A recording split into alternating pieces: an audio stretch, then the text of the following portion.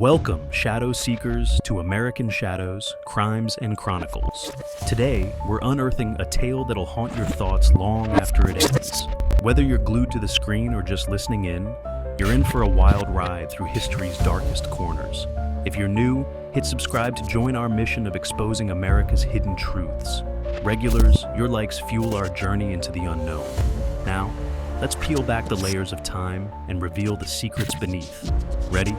Let's begin. The night America almost died. How a Russian lieutenant prevented World War III.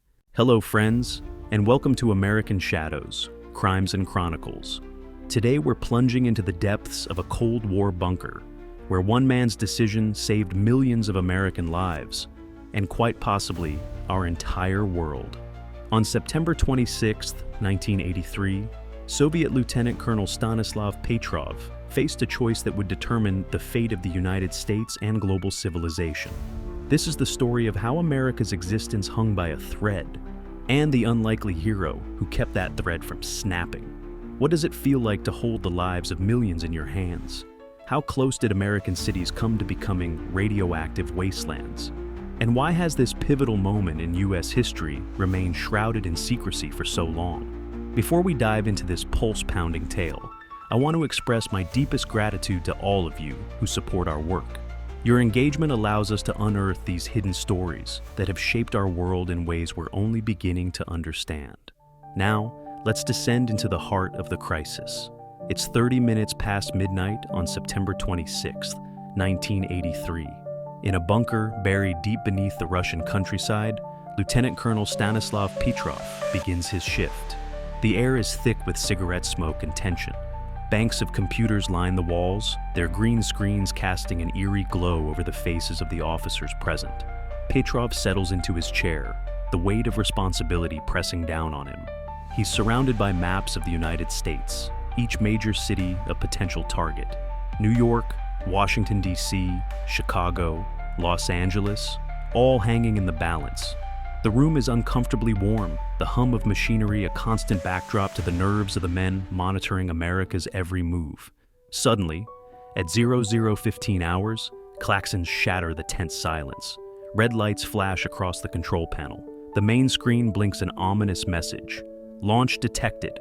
The computer system reports that 5 intercontinental ballistic missiles have been launched from the United States, all hurtling towards the Soviet Union. In this moment, time seems to stand still.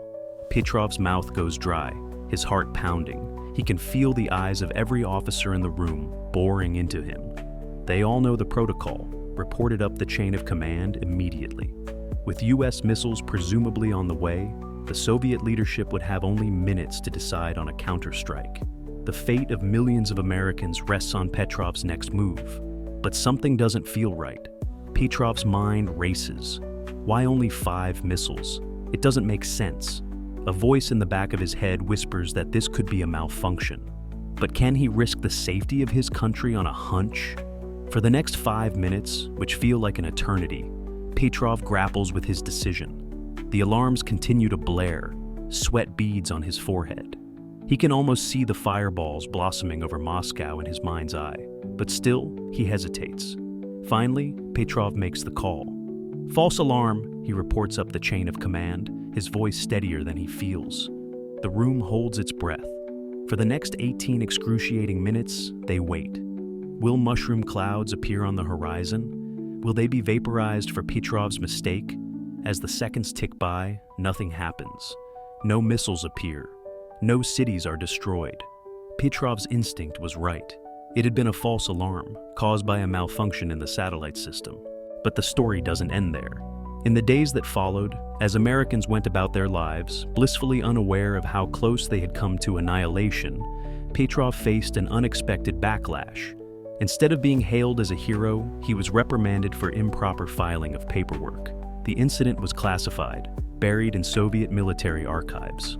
Petrov was transferred to a less sensitive post, his promising career effectively over. For years, he lived with the weight of his decision in obscurity, unknown to the millions of Americans whose lives he had saved. It wasn't until 1998, years after the fall of the Soviet Union, that Petrov's story came to light. The implications for the United States were staggering. Consider this. On that very night in 1983, a young Barack Obama was sleeping in his dorm room at Columbia University. Across town, Donald Trump was planning his next big real estate deal. Both future presidents and millions of other Americans might have perished if Petrov had made a different call. The revelation of the incident sent shockwaves through the U.S. military and political establishment.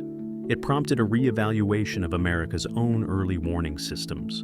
The Pentagon invested millions in upgrading and fail-safing its nuclear detection capabilities. The incident became a case study in military academies across the U.S., emphasizing the critical importance of human judgment in the nuclear age.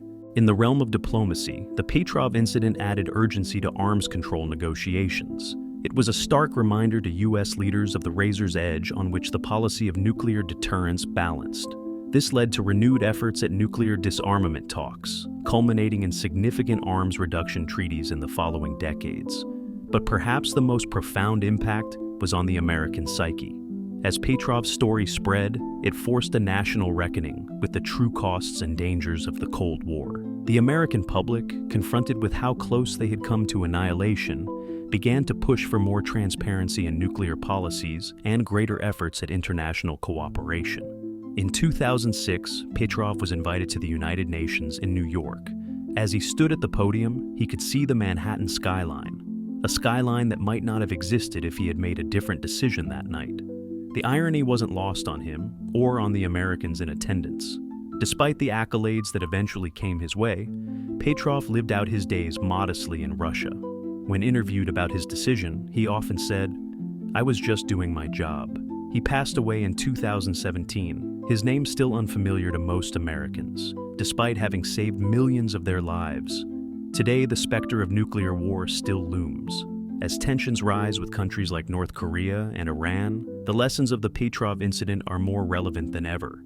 In military bases across the U.S., officers train for scenarios similar to what Petrov faced, hoping they would show the same judgment if ever faced with such a momentous decision. This is American Shadows, where we illuminate the hidden corners of history that have shaped our nation. Until next time, remember that the course of history can turn on the decisions of a single individual, and that heroes don't always wear the uniforms we expect. We leave you with these questions. In today's world of advanced AI and automated systems, are we safer from such false alarms or more vulnerable? How would you hope to react if you were in Petrov's position?